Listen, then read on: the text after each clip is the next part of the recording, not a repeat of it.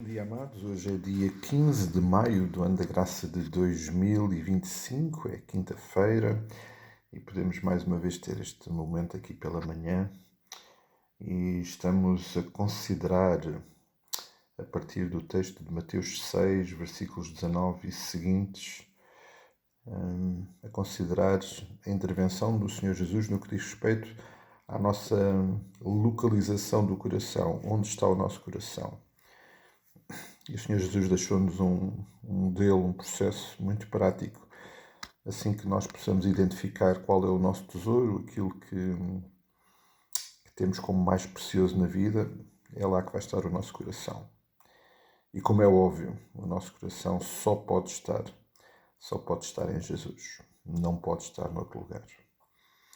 E nesta sequência, o Senhor Jesus deixa duas exortações.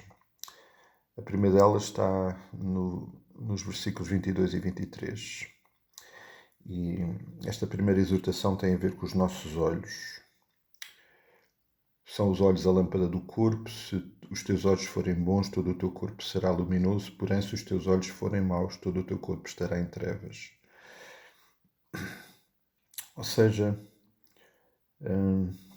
para termos o nosso coração no lugar certo, na pessoa certa, os nossos olhos, têm um papel muito importante, muito importante. Aquilo que nós vemos e a forma como nós vemos vai ser determinante para determinar onde está o nosso coração. E é interessante, ontem no nosso estudo bíblico aqui na igreja estávamos a considerar o episódio do Senhor Jesus em que ele volta a Nazaré, à sua terra, em Marcos capítulo 6. E é interessante porque um dos aspectos daquele texto, daquele reencontro de Jesus com os seus conterrâneos, prende-se com o facto de que eles olharam para Jesus, espantaram-se com as suas palavras, reconheceram que os seus feitos eram extraordinários, mas quando olharam para Jesus não conseguiram ver além do carpinteiro, filho de Maria, aquele jovenzinho que tinha crescido ali no meio deles. Eles não conseguiram ver além.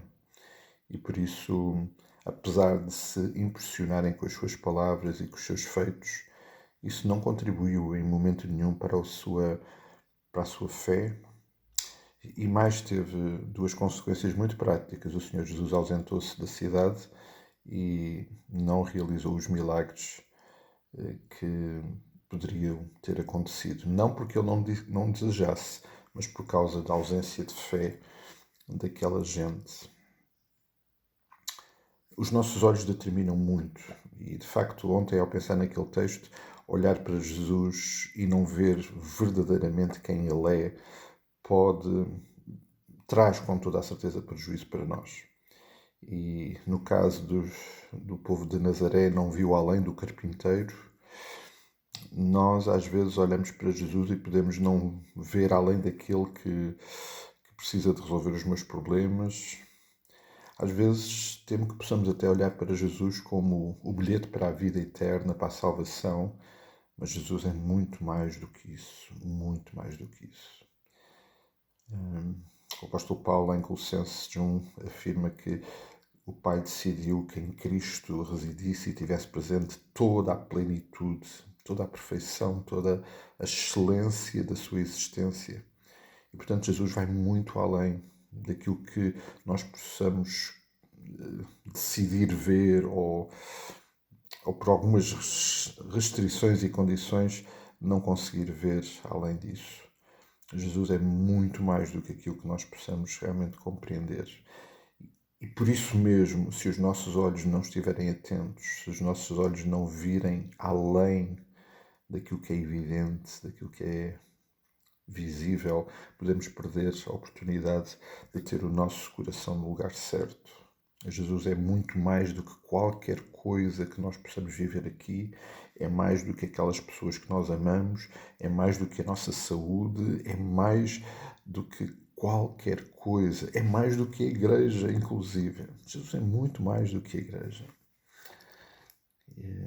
por isso, amados, sem dúvida nenhuma que esta primeira exortação do Senhor Jesus acerca deste aspecto nos deve fazer pensar como é que está a qualidade da nossa visão espiritual, para que não tomemos a decisão errada de escolher o tesouro certo, errado e colocar lá o nosso coração. Precisamos olhar para Jesus, ver quem Ele é verdadeiramente e colocar e fazer dele o nosso tesouro e colocar nele o nosso coração. Eu espero que o Senhor nos ajude neste processo e que o Espírito Santo do Senhor nos ajude a ter olhos que vejam, que sejam bons e que vejam o que tem que ser visto em Jesus Cristo. E que isso se traduza no nosso viver diário em algo absolutamente sublime e extraordinário. Um forte abraço e, querendo o Senhor, nos encontramos por aí. Até lá, bênçãos do Pai.